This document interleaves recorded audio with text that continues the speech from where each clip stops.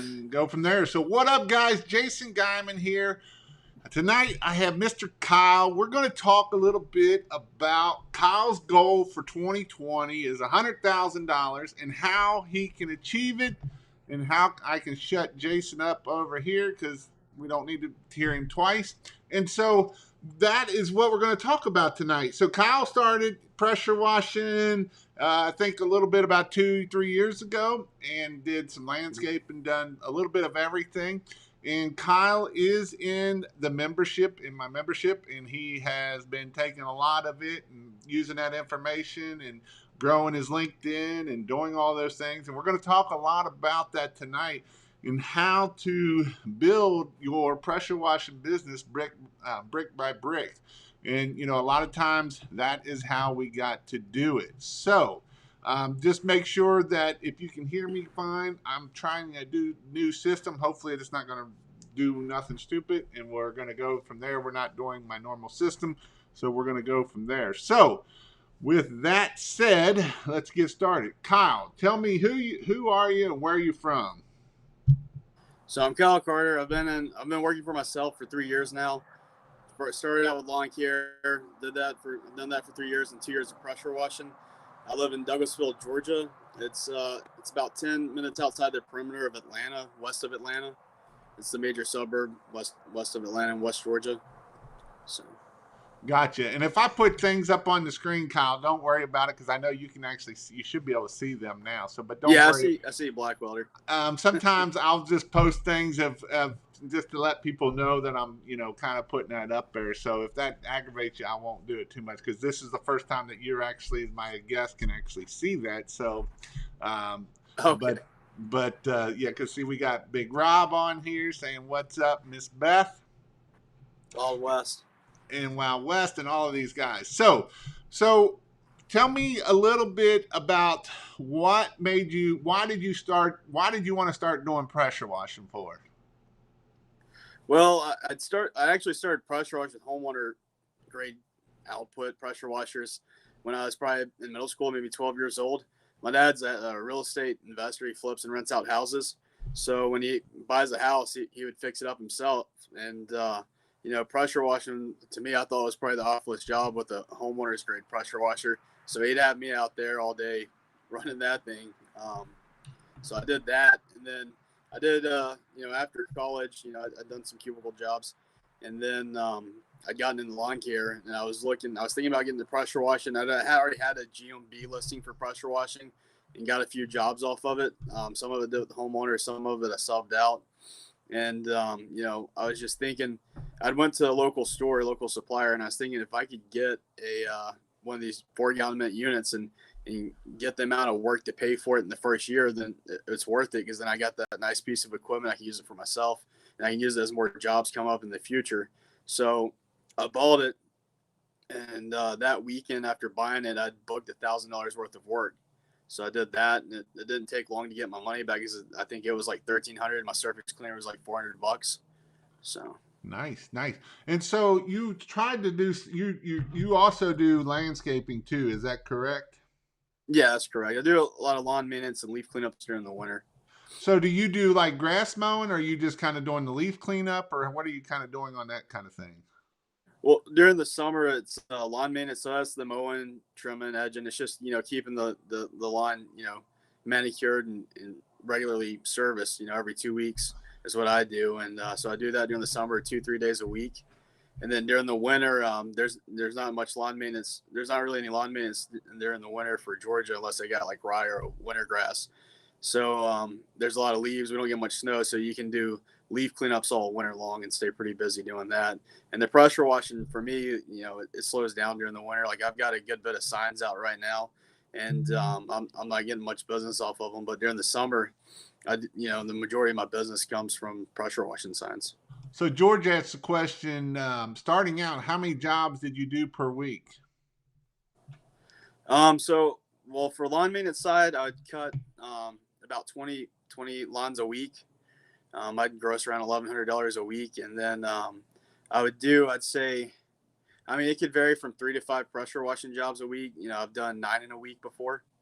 And then I'll also get some, other type of landscaping type work, like yard cleanups and planting shrubs and whatnot. And since I'm in pressure washing, I got enough business, I can charge a premium for it. So I Gotcha. make decent money for it.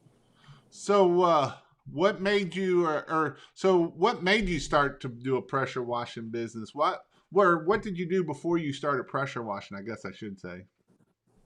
Well, I was doing lawn care for my first year of self-employed. Gotcha. Okay. And what was your goal for 2020? 2020, I don't know. I didn't really set a goal.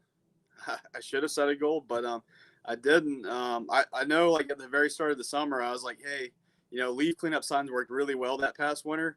So I was like, I put out 100 pressure washing signs, and I was thinking I might not even do lawn maintenance this year. And then they were actually kind of a bust at the beginning of the summer because I'd put them. I guess I'd put them out too early. So, but after I'd say after I put them out in March. So after April came around, the grass was really rolling. I started getting a lot more calls. Gotcha. So what's the best way to get customers? For me, it's been signs. In the previous summer, the summer before that, before I did pressure washing signs, I did Craigslist, and I would target all of Metro Atlanta and all of West Georgia. It's effective, but the problem is I have to target such a broad market. I end up doing a lot of driving, and it cuts down on my revenue generating time. So yeah, it's not as profitable. And that can be a challenge at times. Where is our service area? What do we need to do to make sure that we are hitting where our service area is? We need to find those top paying customers. Where are those top paying customers? Obviously they're not going to be the whole metro Atlanta, because we're going to do, some smaller jobs that we're going to be doing a lot of driving through and that kind of thing. And so that's the key to finding, is where is our customers at? Where is our target customer? First off, who is our target customer? Is it somebody that lives in this town? Is it somebody that lives that, I've talked to a guy, Jeremy Cochran, all his bunch of his customers work at the hospital, and so when you find one there, you kind of just, you can keep, going with it as that way. So, finding that niche of where is our target customer, who is our target customer, and where they're at. And that's an important part. A lot of times we go with the spray and pray and hope everything goes, but that's not always what you want. So that's just some things that we got to look at. Who is our target customer? What are we looking for? And at the end of the day, do they live in this type of neighborhood? Do they live in that type of neighborhood? And all of those types of things at the end of the day. So with that said, who is your target customer then? For me, it's been mostly homeowners here in the Douglasville area, but I'm looking to expand that to the higher income areas this following summer.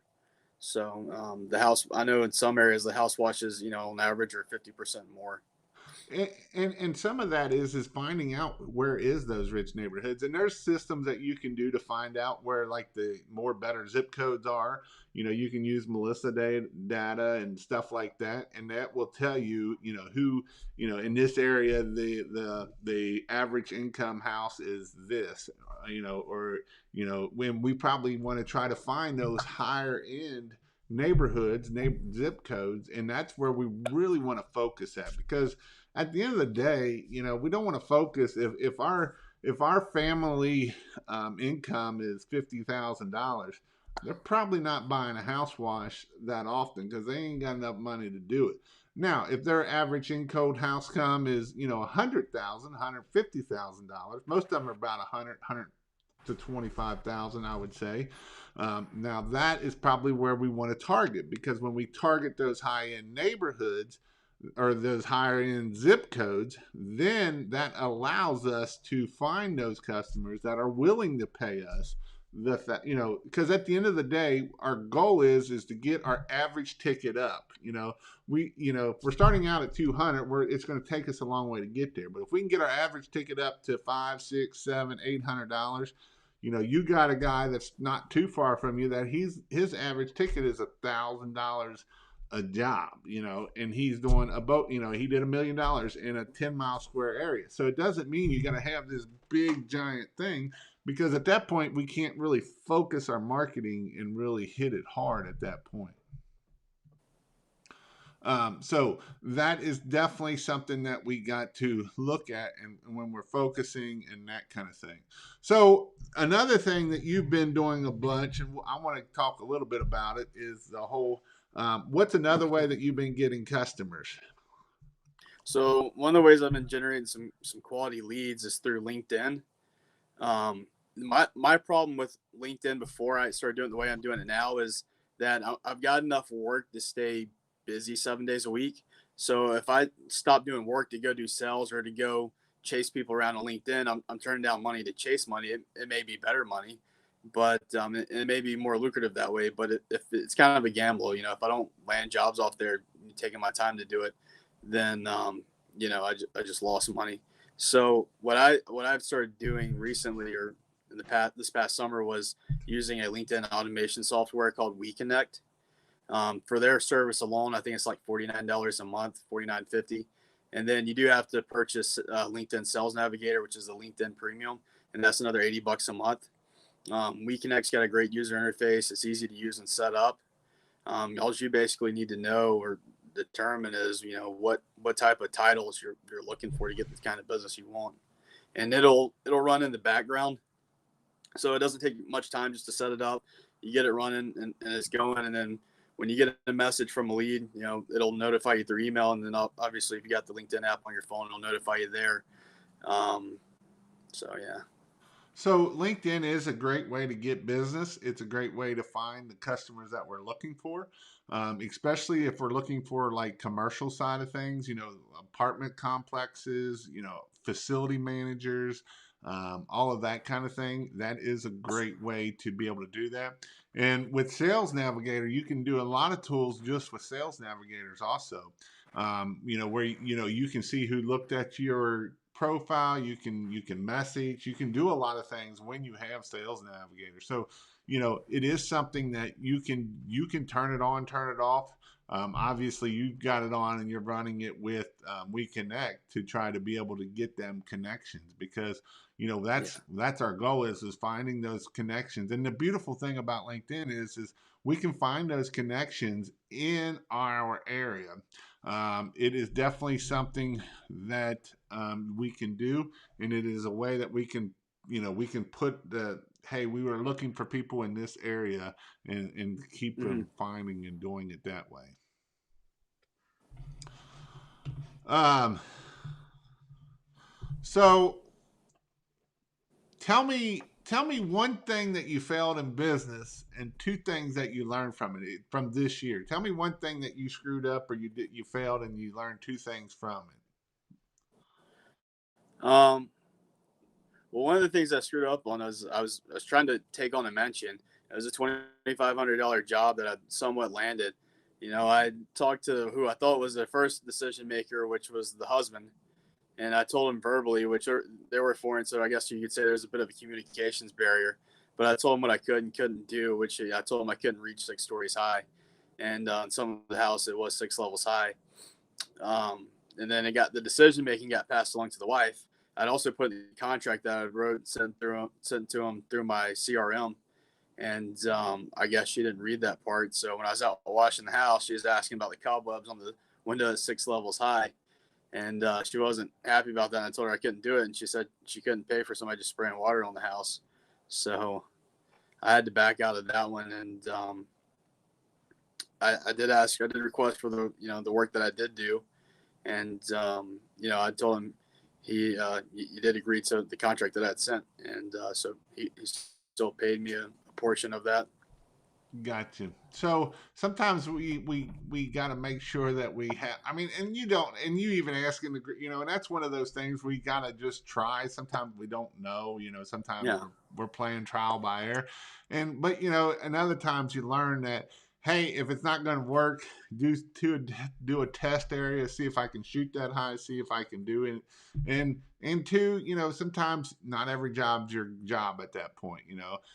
That just can be some things that happen, and that's what happened. So it also kind of goes back to like you said, you kind of have some indicators when you're talking to clients up front to determine like if they're the type of client you don't want to work with because you could have problems. And they did have those indications, but I was like, I want to take on this big job. I want to make that $2,500 paycheck and take it, kick it up a notch. So I saw those indications and I went ahead and took that risk anyways. And it bit you in the tail. Well, I still got paid, so yeah, that's true. it was all right. So It would are have stung you? if I didn't get paid for what I did. Do you work by yourself, or do you have a helper, or how are you So doing it right yeah, I primarily work by myself. I have helpers here and there. now? Okay. Um, I mean, I could do more lawn maintenance if I had a helper, but I'm not really looking to expand in that area. And help for that it's kind of hard to find. Yes, it is. So, self-limiting beliefs and doubts, and are some things that a lot of times we have to deal with, and we don't always believe that we can do it, we can do that kind of thing. So tell me if you have any self-limiting beliefs or doubts and the way you've overcome or you've dealt with them. Yeah, always have. I guess I've always had some sort of self-limiting beliefs in some regards, in some aspects. Um, Trying to think what I do. I know. I learned at an early age if I just start trying to do stuff, just start taking action. I'm always building my goals higher and higher as I go along. So and I think just taking action, you learn from your experience pretty quickly, and you get better involved with it. You get a better understanding of it, and then you start doing researching on YouTube or going to training classes and whatnot.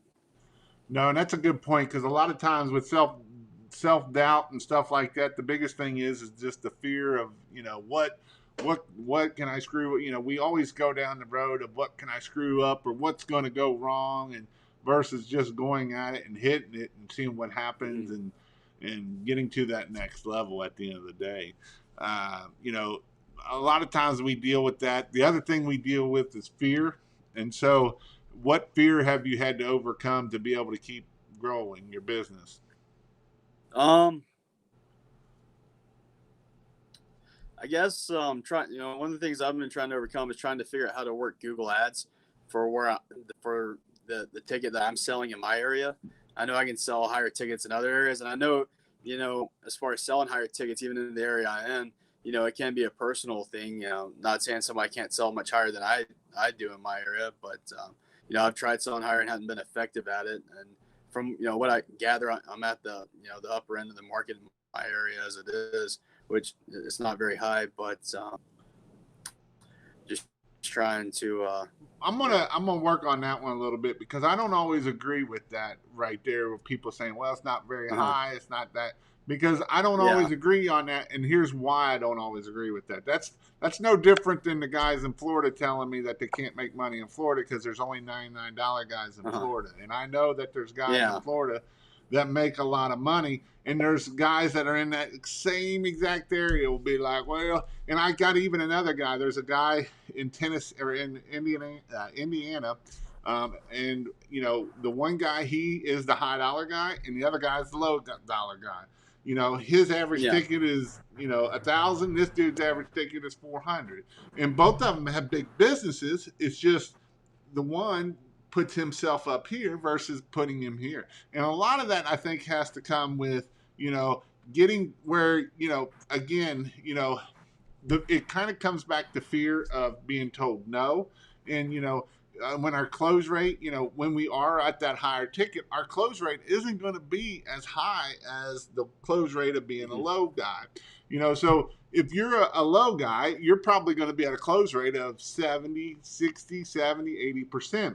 If you are one of the high guys, your close rate's going to be 40, 50%.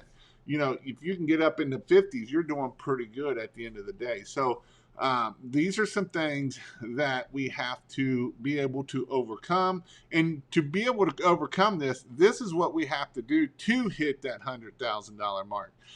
Our goal to get to that $100,000 mark is we got to get our average ticket up.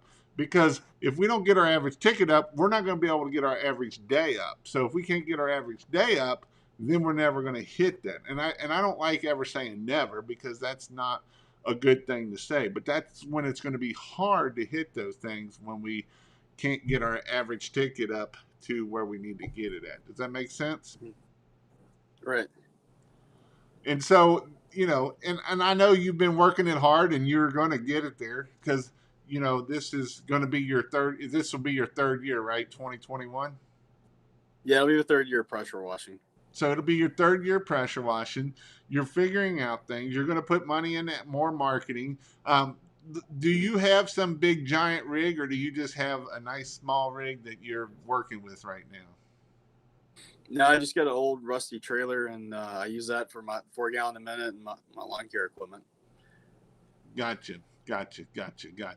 So, it goes back, and it comes back down to marketing. If we don't do good at marketing, it doesn't do us no good anywhere else at the end of the day. We was talking when I had the Zoom call earlier with all my guys in there that are in my membership, and we was talking about marketing big time. Marketing is what really going to make the needle move at the end of the day.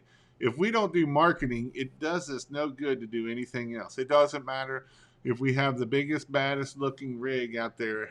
It does us no good at the end of the day. So we got to make sure we're doing marketing.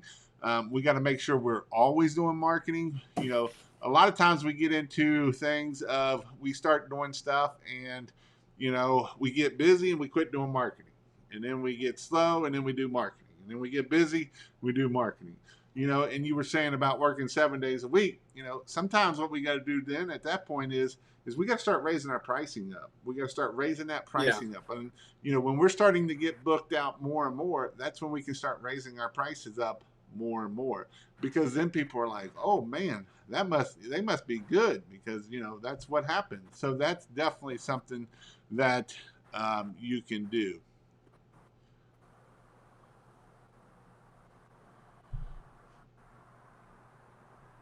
I was just reading a comment here. So AJ says, and like I disagree on the previous statement. It's all about your market. You can be a grossing 500,000 being a low ticket guy, and I know that there's a few that go on quantity of trying to do that, but at the end of the day, most guys that I know that are cheap don't get there. I know that there's a few guys that do it, but when people say, the $99 guy, there is different than, because most of these $99 guys that are big and getting a lot of money, like AJ's talking about here, that's not their average house wash, is not $99. They're doing other things to get that average ticket up. And that is what it's all about at the end of the day, is getting that average ticket up, so that way we can make more money and keep it going at the end of the day.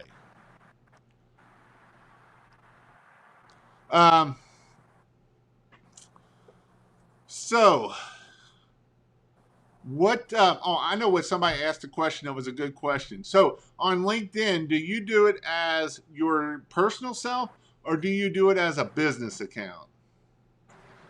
I don't know. I would guess you can set it up as a business account. I just set it up as myself. It runs through my profile. So the messages are sent out under, my profile page, for personal profile page. And when they respond, it comes directly through that messaging there. I have a business page set up on LinkedIn. I don't do it much with it. It's just there. Have you landed many jobs off of LinkedIn yet? So I've gotten some good leads. I'm trying to think if I've actually done any jobs. I got some coming in over the winter. Yeah, actually I have. I landed at Chick-fil-A a while back, a monthly service with them, and I've done 3 months service for them so far. So 3 services, and I'll be servicing them again in the beginning of Januay. Gotcha. For the 4th time. Gotcha. And then I've got some good leads. Like I got one lead.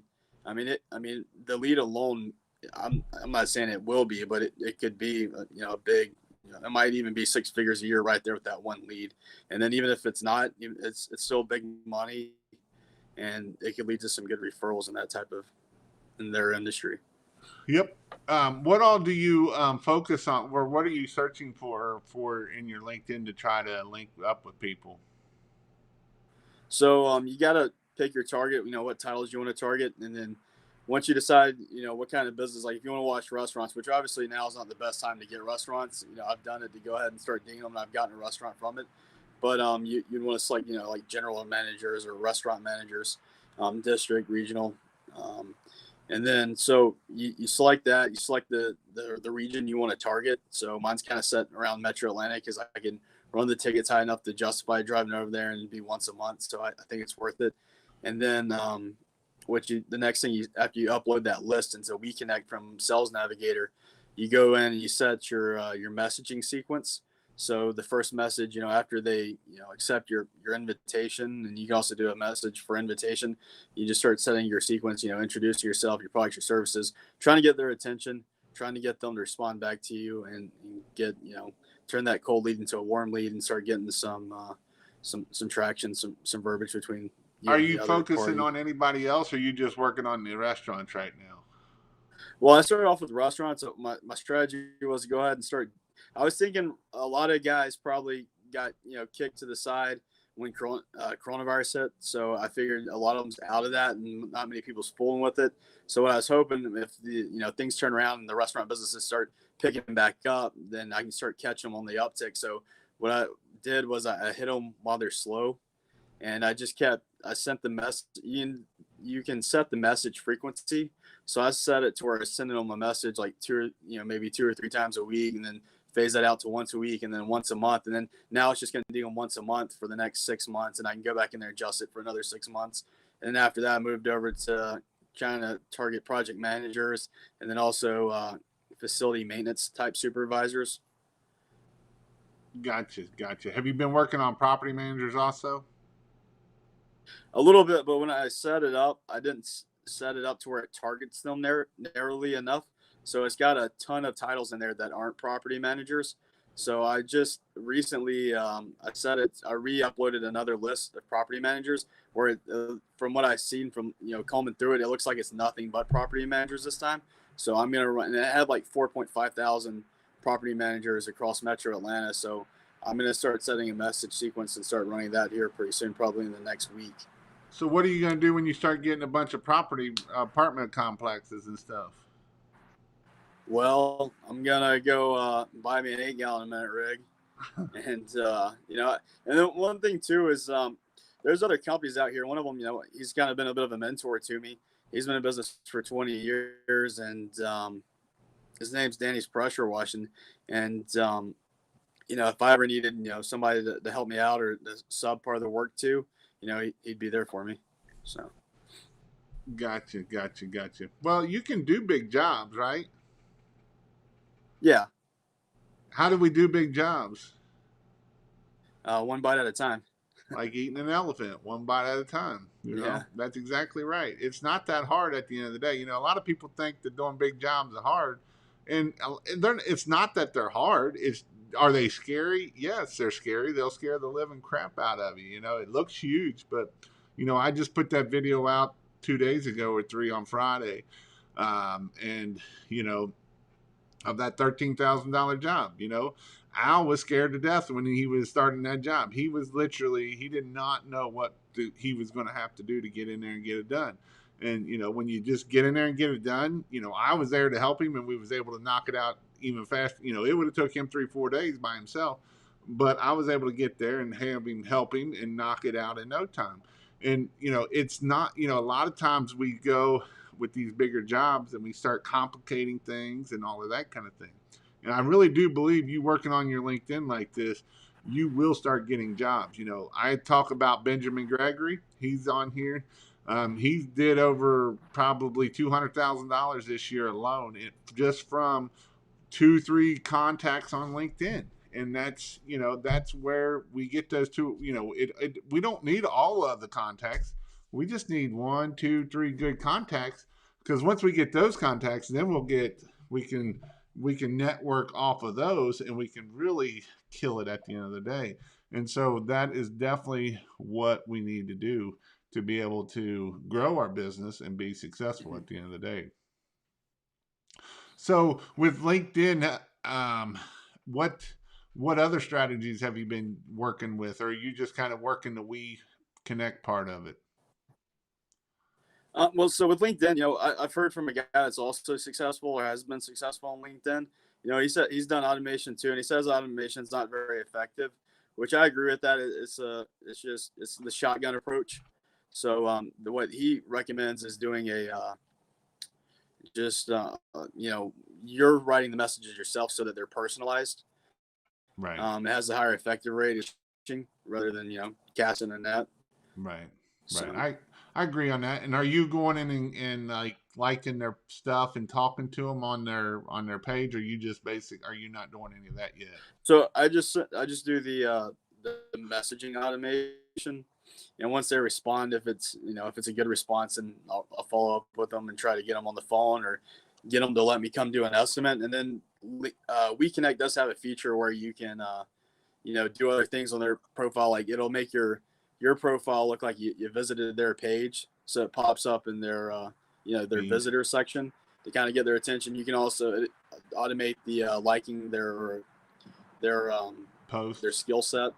Yeah, or the skill set. Yeah, post liking and commenting. But since I do have a good bit of restaurant managers now, if they post on there, I can go put in the comments of their post, hey, that looks awesome.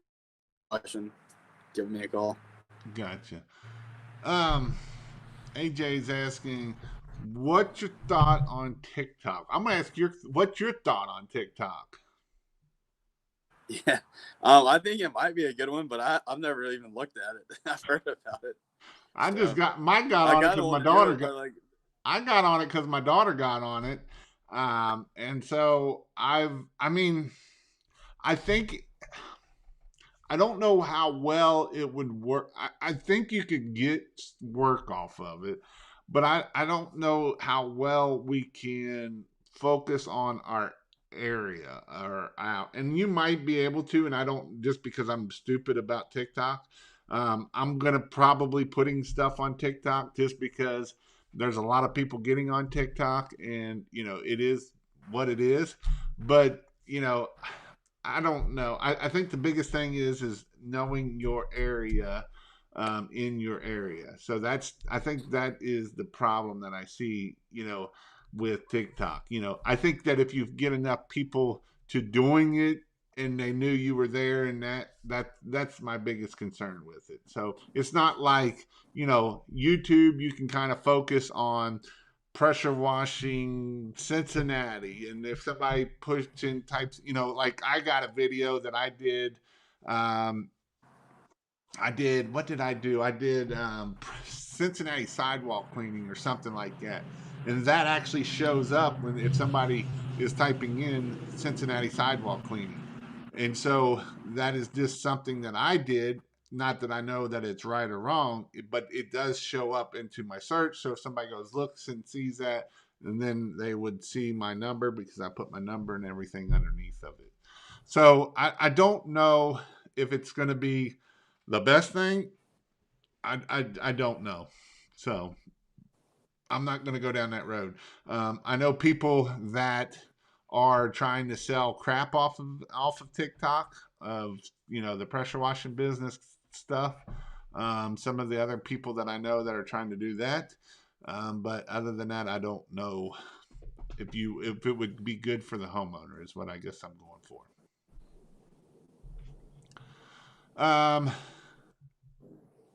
Let's see. TikTok is for children that have 3 minute expand memory. Well, and you're right about that, Wild West. But anybody nowadays only has about 2 minutes of expand memory anyway. So I'm just saying. um, what that 3 minute attention span doesn't hold the wallet to pay us, not our customer. So you never know. I don't know. That's one that I don't know. I don't always knock anything. You never know. It's a great content creation.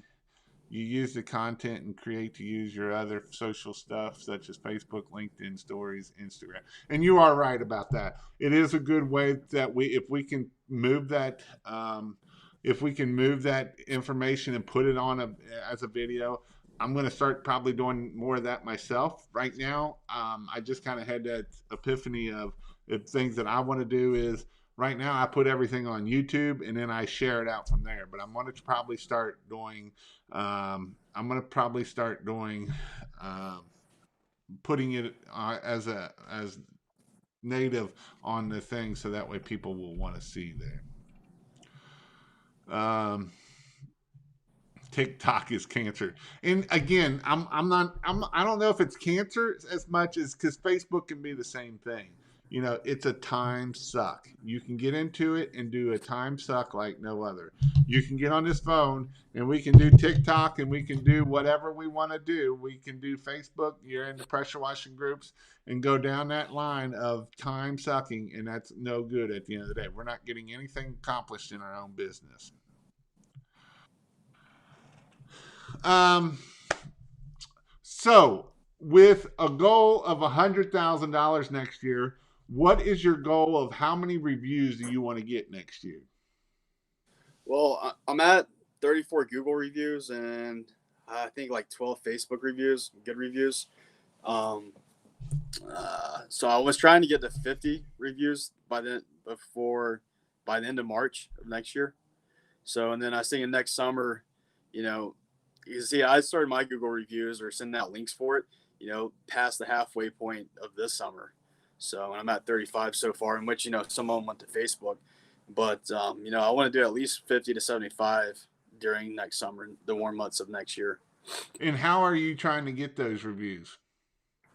So, I just, for one, doing a great job. And then, at the end, just kind of talking to them and making sure they're happy with their service, which they pretty much always are. Very rarely does somebody complain about pressure washing just because it's such a drastic difference that you make, and it's not something they have done all the time. So they're usually thanking me, telling me I did a great job, paying me, and I'll say something like, "So, do you do online reviews by chance on maybe Google or Facebook?"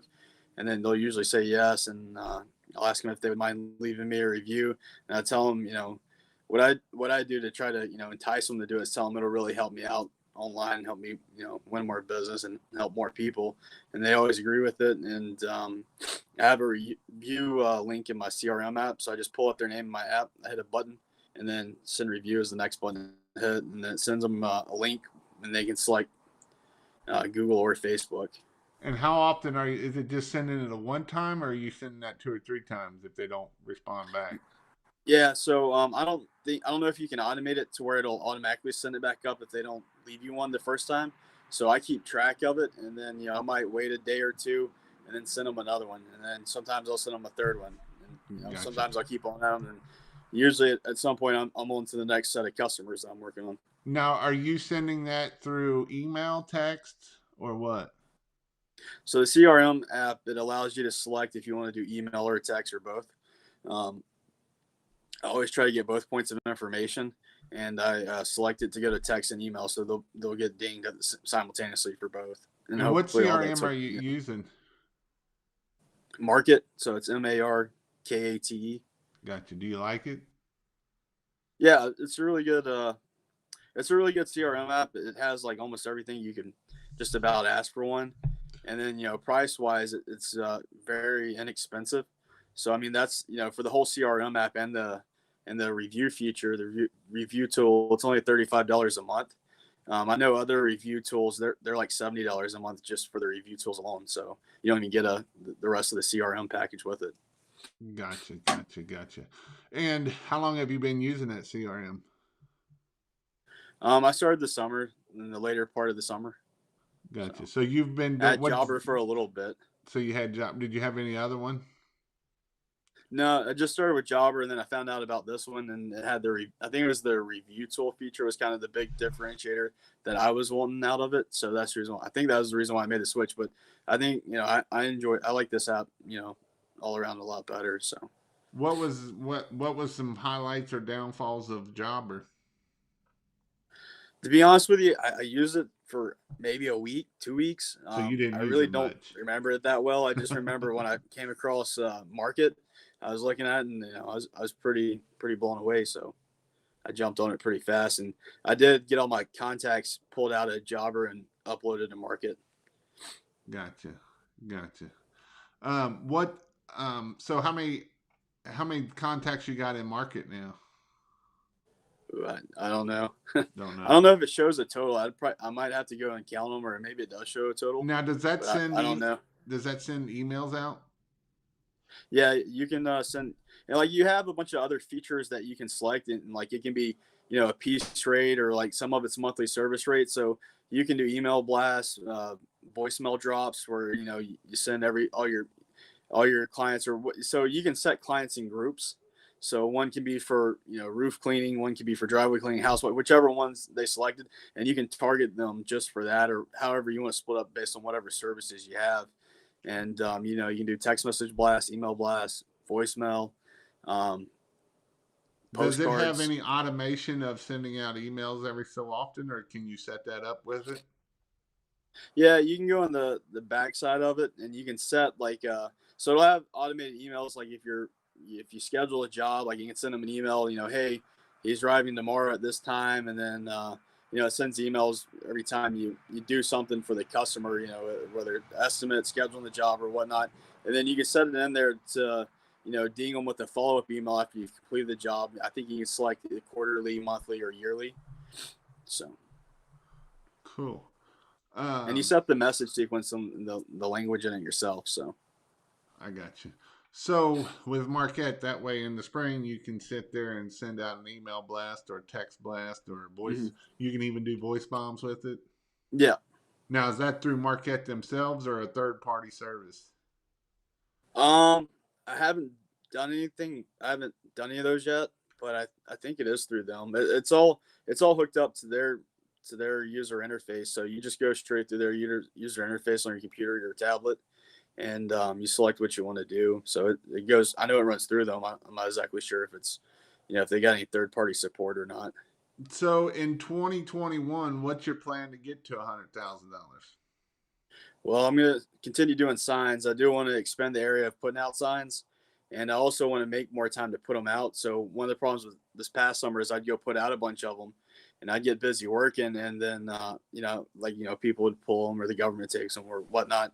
So I would my signs would dwindle down, and then I kind of guess wait till I slow down a little bit, and then go put out much more. So I want to be more consistent with keeping them. I want to keep them stocked up everywhere and expand the area.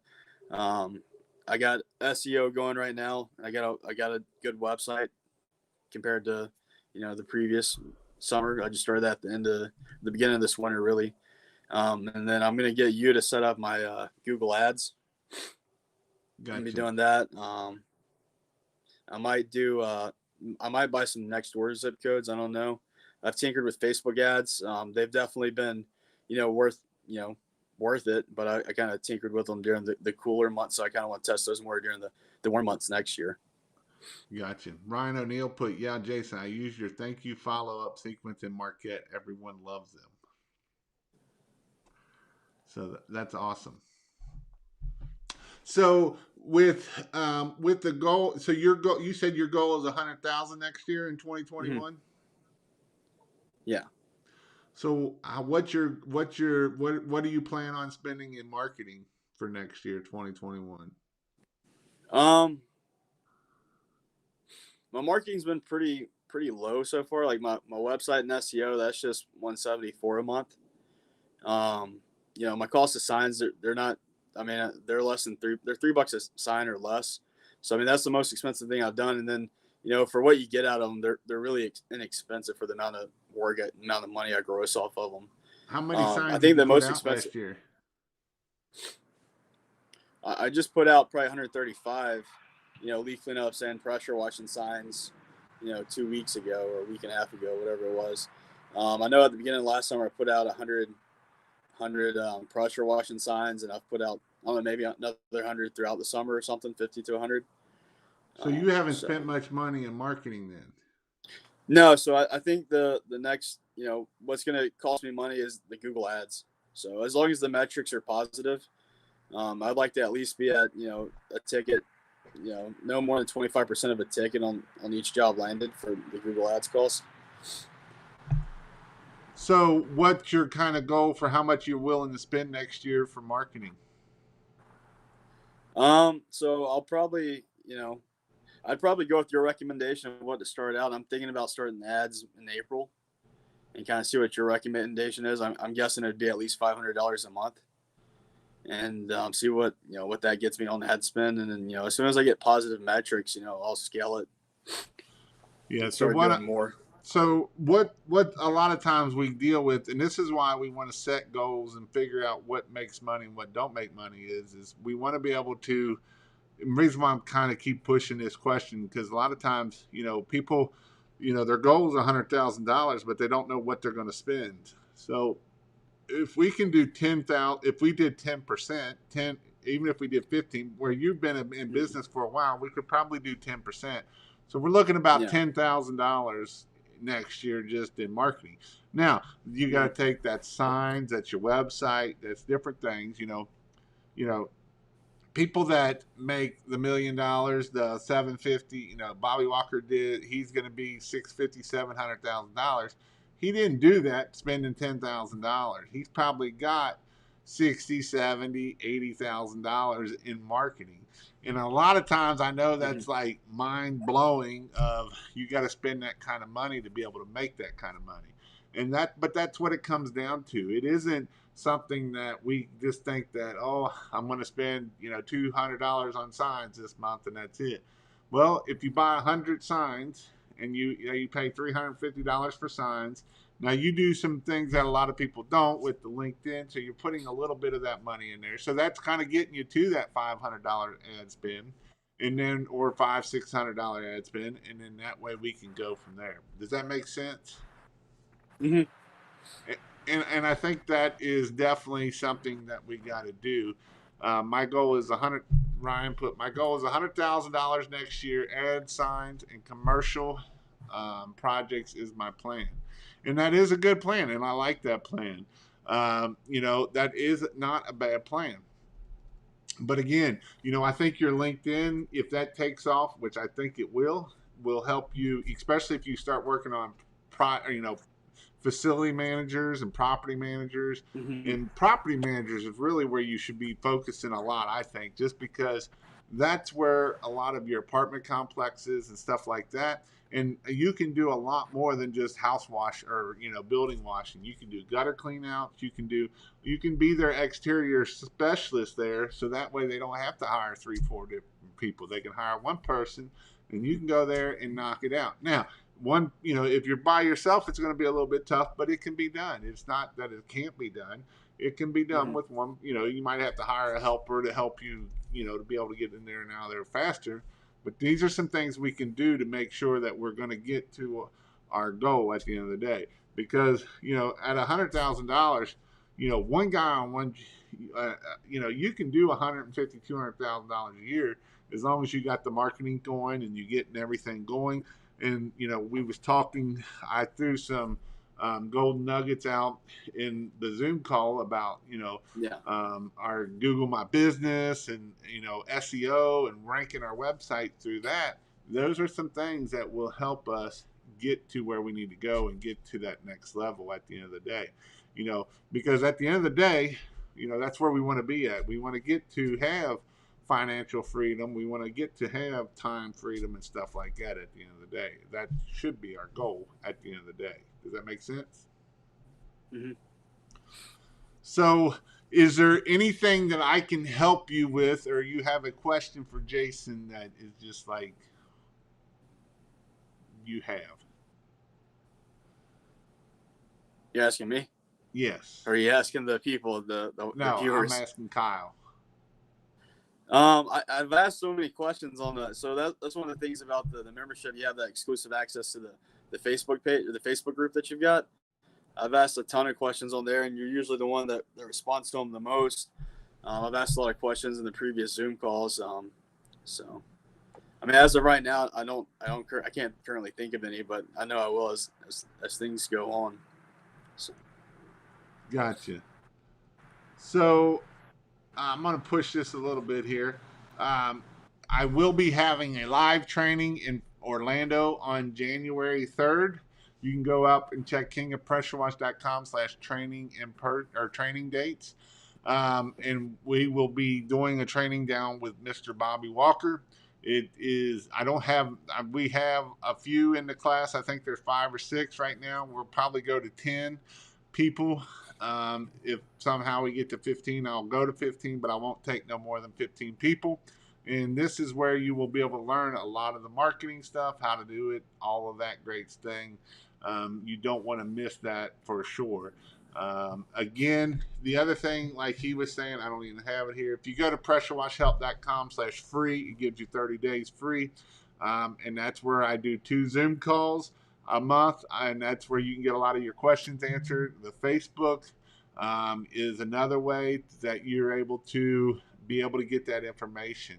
And I like Kyle said, I do go in there and I check it regularly, so that way I can make sure that I don't let no spam, no crap like that in that Facebook group. So that is some things that you got to do to be able to help you grow your business, be successful at the end of the day.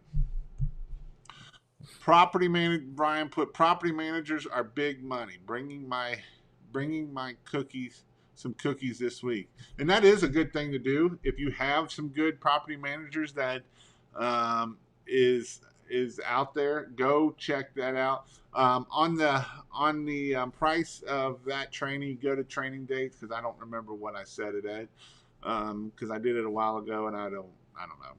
So go check that out up there. And so that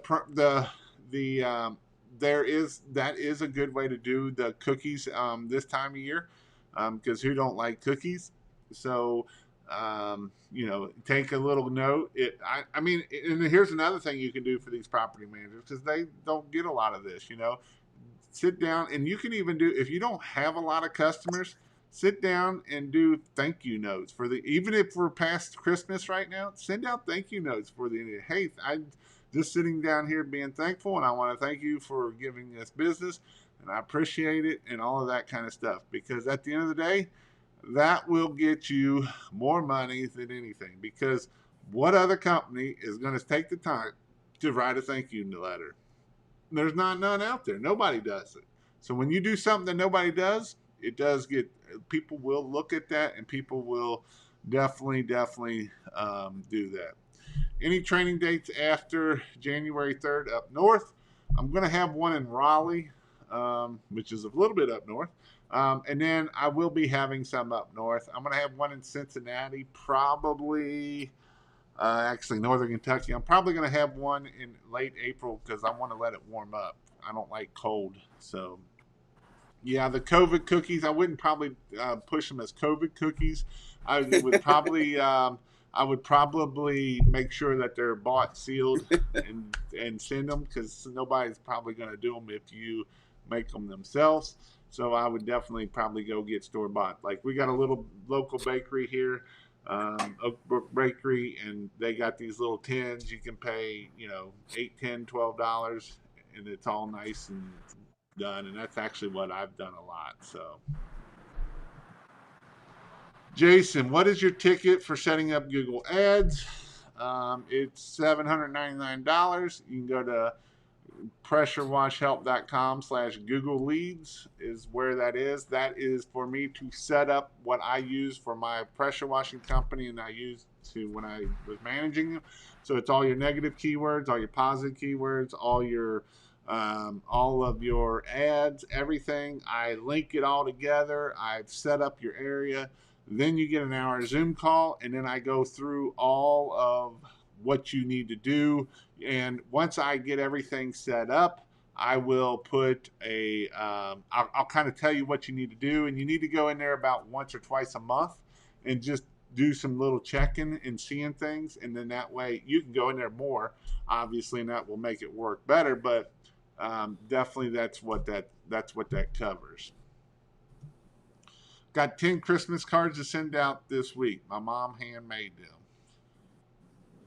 Nice.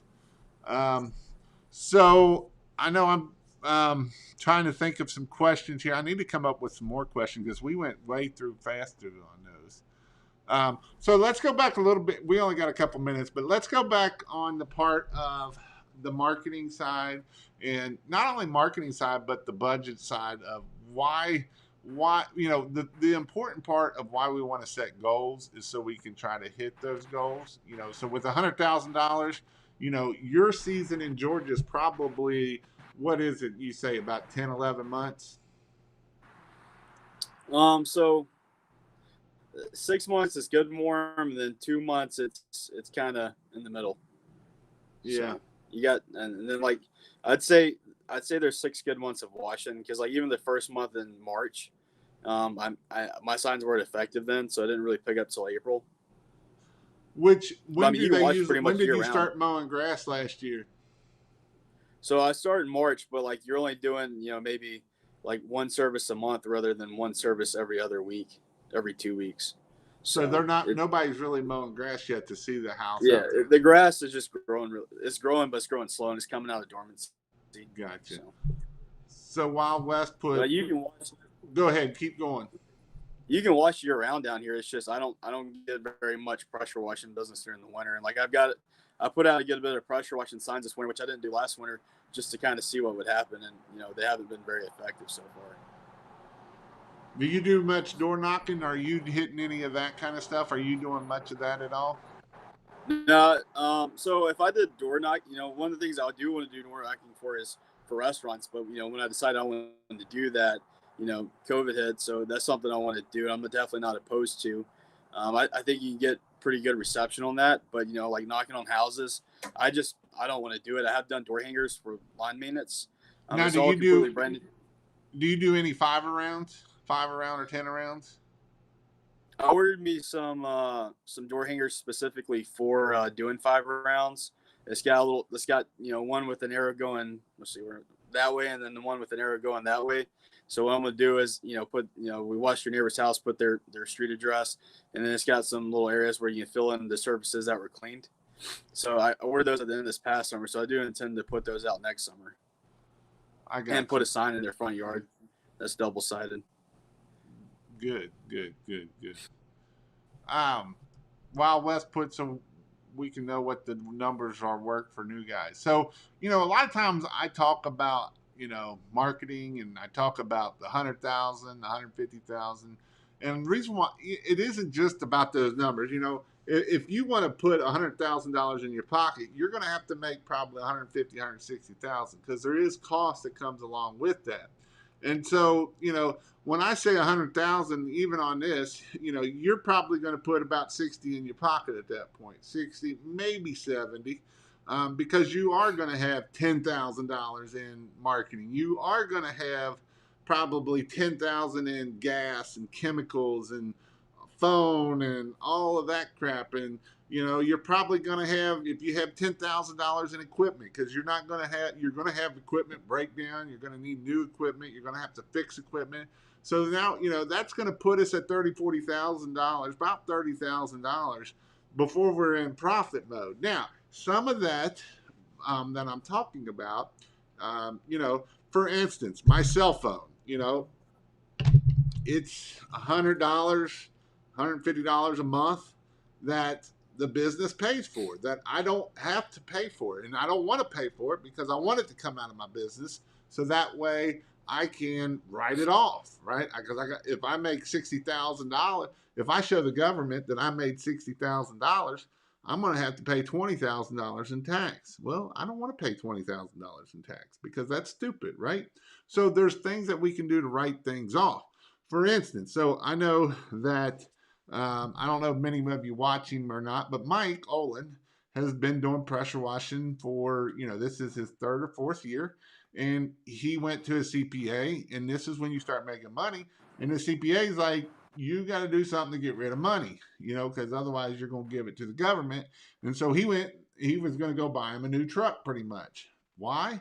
So that way he don't have to pay taxes, because you can write that whole truck off, and now you don't have to pay taxes on it. You still got to pay for the truck, but you don't got to pay the taxes on it. You don't have to pay Uncle Sam and that money at the end of the day.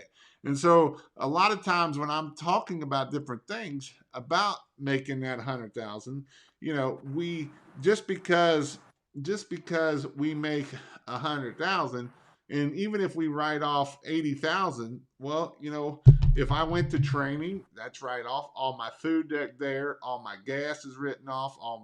I can write a lot of things off as long as your CPA is good with it and understands what is having to happen and all of that at the end of the day. So, and that's the thing. I see some people saying I love Mike and Mike is good. Mike is good. And Mike came from a bad situation.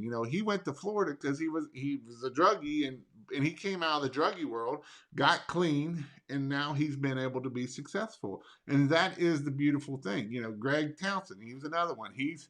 I think he's 5 years clean. So, these are some things that make it a beautiful thing that we can do to make sure that we're not giving those money, the expenses, business expenses, exactly, use them. Because the last thing we want to do is give the government $20,000, $30,000 because we know what they're going to do with it at the end of the day.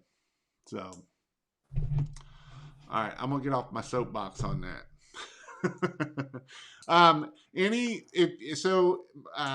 Kyle, any last things you would tell a new guy if they were starting out from scratch? I'd probably start with a 4 gallon a minute. I have a direct drive, so I might have gone belt fed or me even maybe just got a little 5x8 or something and maybe done a 5.5 gallon a minute. And I'd start out putting out a bunch of signs. That's something I didn't start doing for pressure washing until this summer. So I mean, I'd have made a lot more money if I'd done that my first summer doing with pressure washing. Gotcha. And so, why didn't you put out signs? So the first summer, it was a little while through the summer, probably about halfway through. I did decide to do signs, but I put them out for We Buy Houses to try to find houses for my dad, and then he'd pay me a commission on finding him a house, and then also for using them, to wholesale them to other house flippers. And I didn't watch YouTube back then about pressure washing, so I really didn't know if it was effective or not. But I got a lot of calls from that, and then going in that winter, I'd bought signs with 3 different services. One was leaf cleanups. I'd put that out, and I got so much business from leaf cleanups. I didn't even put out the other 2 signs with 2 different services, and I did pressure washing signs. So, Gotcha. yeah, I didn't. I kind of learned that they would work from the We Buy Houses signs, and then the leaf cleanup signs. And I got on YouTube, and everybody's like, "You gotta use signs. They work everywhere." All righty. Well, I think we're going to end this. Again, you can go to pressurewashhelp.com/free. You can get 30 days free. And we'll see you. Hope you all have a Merry Christmas. That'll be this week, this Friday. So have a Merry Christmas. I'll probably be on Wednesday. I won't be on Thursday night, but Wednesday night. And so definitely, I'm planning on giving some stuff away when I come on Wednesday night, because it's Christmas. And so I like giving stuff away. So I'll be giving some stuff away. So definitely don't miss out on Wednesday night. And hope, if not, don't see you then. Hope you have a Merry Christmas. Stay safe. Don't do nothing stupid. Don't go get no tickets and stuff like that in the Christmas season. And stay safe. I don't know if I'm going to lose you or not, Kyle, in broadcast.